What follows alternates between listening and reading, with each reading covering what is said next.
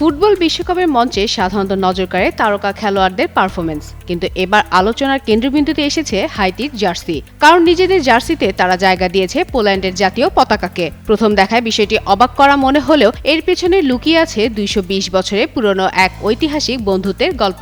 1974 সালের পর দীর্ঘ 52 বছর অপেক্ষা শেষে আবার বিশ্বকাপে খেলতে নামছে হাইতি।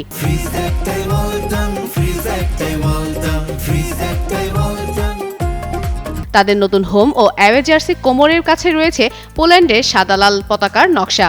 এটি কোনো ভুল নয়, বরং ইতিহাসের প্রতি শ্রদ্ধা।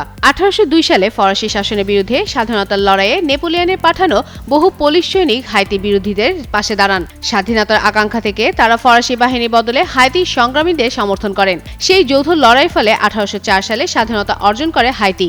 স্বাধীনতার পরও পোলিশদের এই অবদান ভুলে যায়নি দেশটি। এমনকি অনেক পোলিশ সৈনিক হাইতিতেও থেকে যান। সেই ঐতিহাসিক বন্ধুত্বের স্মৃতি ধরে রাখতেই 2026 বিশ্বকাপের জার্সিতে পোল্যান্ডের পতাকা যুক্ত করেছে হাইতি। মাঠের লড়াইয়ের পাশাপাশি এ যেন ইতিহাস আর কৃতজ্ঞতার এক অনন্য উদযাপন।